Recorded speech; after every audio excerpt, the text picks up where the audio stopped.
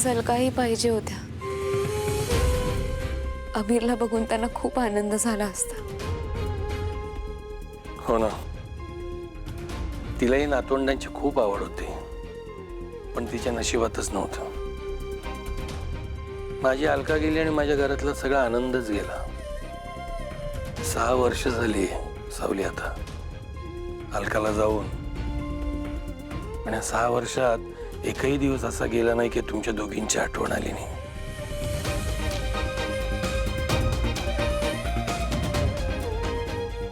तुम्ही एवढं सगळं एकट्याने कसं सहन केलं? मी असूनही तुमच्या सोबत नव्हते बाबा. तुला खूप शोधलं बाळा मी. जिथे जिथे मनात आलं तिथे तिथे वेड्यासारखा शोधत होतो, पण नाही लागला तुझा पत्ता. असंही वाटलं की देव इतका कठोर का झालाय.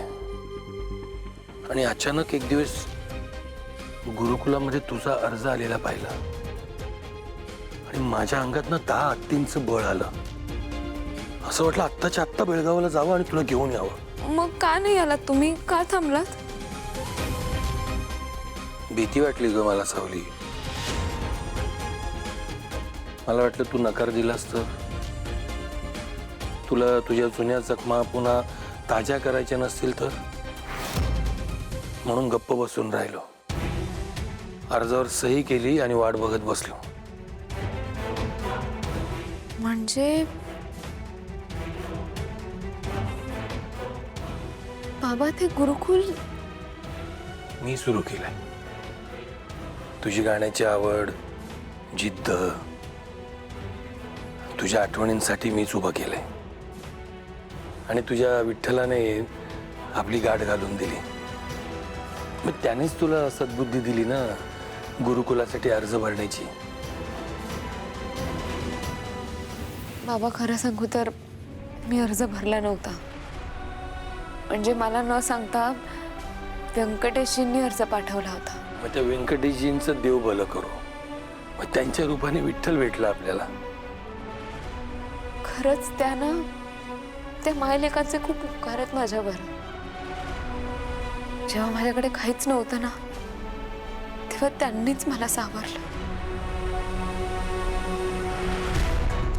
सावली, तुला एक विचारू? तू तेव्हाच का नाही आलीस माझ्याकडे? मी सगळं केलं असतं तुझं. तुला परक्यांची मदत घेण्याची काय गरज पडली?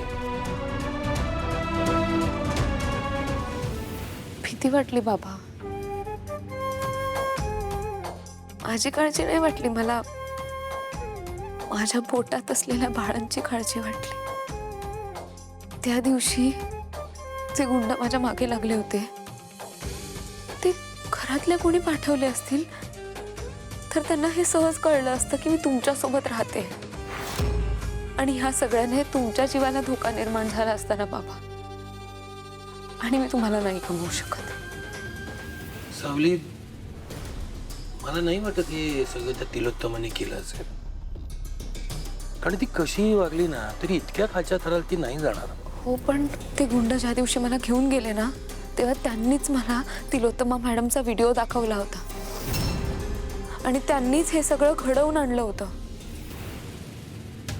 जर हिला आत्ता सांगितलं की यामागे तिलोत्तमा नाही तर राजकुमारचा हात आहे तर ही आदरून जाईल. आधीच घाबरलेली आहे, परत निघून जाईल. आणि आता मी हिला परत नाही गमावू शकत. सावली, आता सगळं डोक्यातनं काढून टाकायचं. कोणी केलं असेल, का केलं असेल, काय हेतू असेल, सगळ्याचा हिशोब त्याच्याकडे असतो. तो बघून घे. आता या घरात तू सुरक्षित आहेस. आलं लक्षात? तुझा बाप ढालीसारखा तुझ्या पाठीमागे उभा आहे.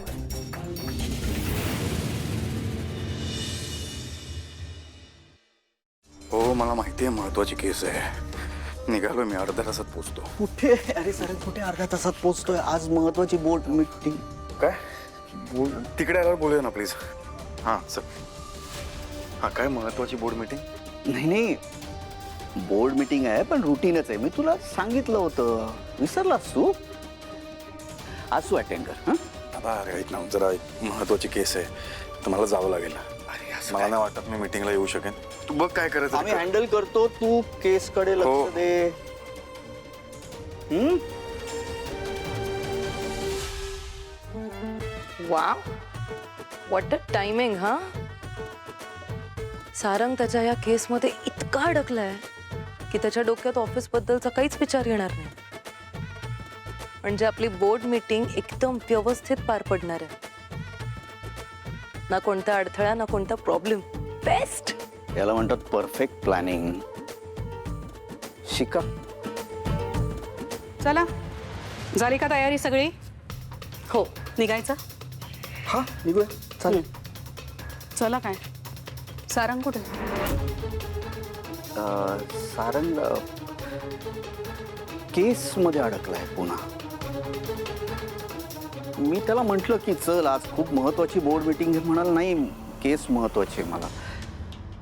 तो म्हणाला मी येतो म्हणून. येणार आहे तो. अरे पण तो आत्ता निघ. आई जाऊया. हो चल निघूया.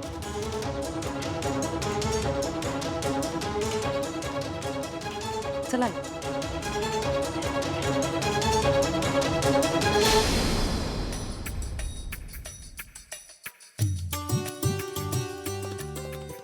बाबा चहा.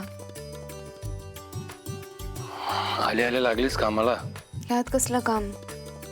मला आवडतं तुमच्यासाठी चहा बनवायला. पण खरं सांगू मी स्वप्नातही विचार केला नव्हता की मी पुन्हा या शहरात पाऊल ठेवेन. पण मला खात्री होती ना, कारण दिशा जरी बदलली तरी तुझी ओढ तुला परत घेऊन येणार याची खात्री मला होती.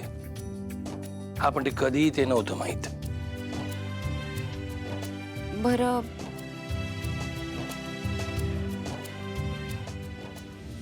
मेहेंद्रे घरात सगळं ठीक आहे ना? सुरुवातीचा काही काळ मी सारंग सोबत होतो. तिची अवस्था बघवत नव्हती मला. पण त्यानंतर मात्र तिलोत्तमाशी माझं खूप मोठं भांडण झालं. त्यानंतर माझ्या अलकाचा आजारपण आणि मग मेंदळे घर कायमचंच तुटलं. त्या मेंदळ्यांच्या घरात कोण कोणाशी बोलतंय, कोणाचं कोणाबद्दल काय मत आहे मला काही माहित नव्हतं आणि मला माहित करूनही घ्यायचं नव्हतं. मलाही जाणून घ्यायचं नाहीये. मी सहज विचारलं.